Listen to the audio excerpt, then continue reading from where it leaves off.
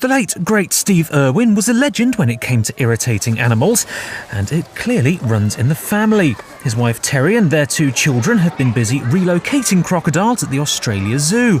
Doesn't sound too dangerous until you see just how they catch them.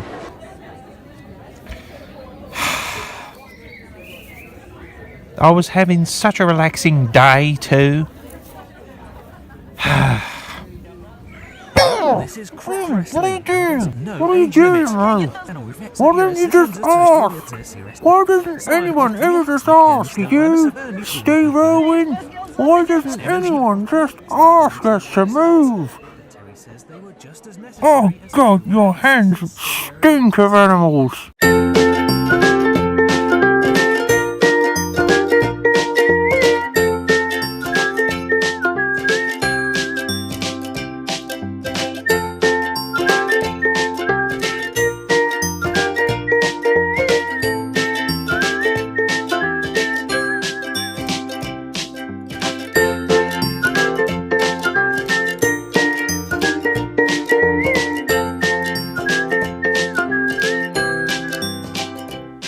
G'day Alien Lippers and welcome to the show!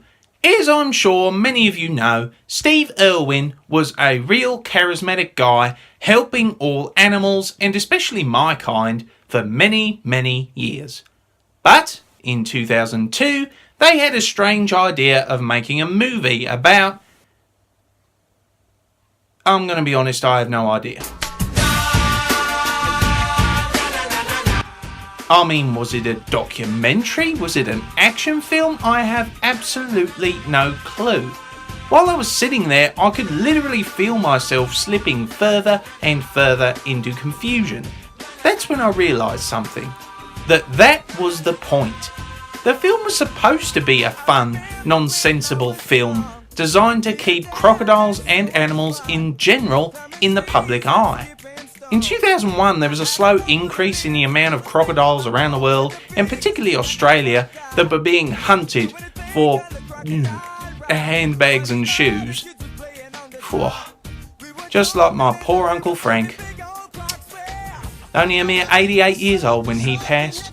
So young.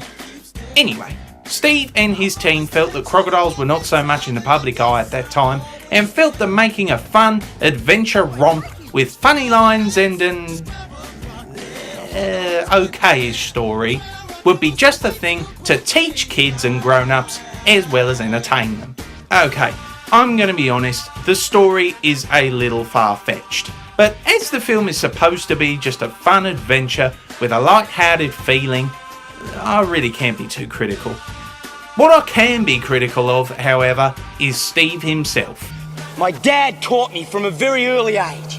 Be at one with the snake. Feel it, son. And I am.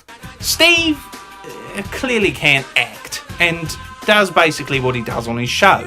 And it makes me think, well, why don't I just stick the Discovery Channel on if I want to listen to this? But on the flip side, Steve's personality and enthusiasm, as in his show, is just as contagious in the film.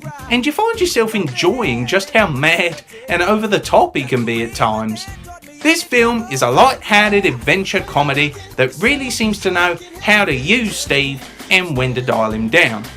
But that kind of works against the film too, because I got the sense that they just could have filmed the bits with Steve in and then filmed the bits with the story in and just kind of awkwardly slapped it together in a clumsy edit. And the fact that you never actually see the actors' faces when they interact with Steve merely illuminates my point.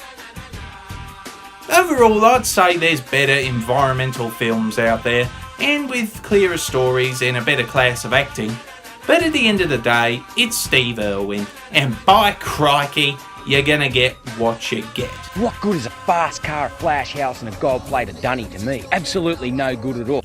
I score this film 6 out of 10 Croc Points, an enjoyable disconnect and a chance to see Steve Irwin doing what he loved to do. Take care, little nippers. Be sure to like, subscribe, follow me on Twitter, and, if you can, support me on Patreon. See you in a while, crocodiles!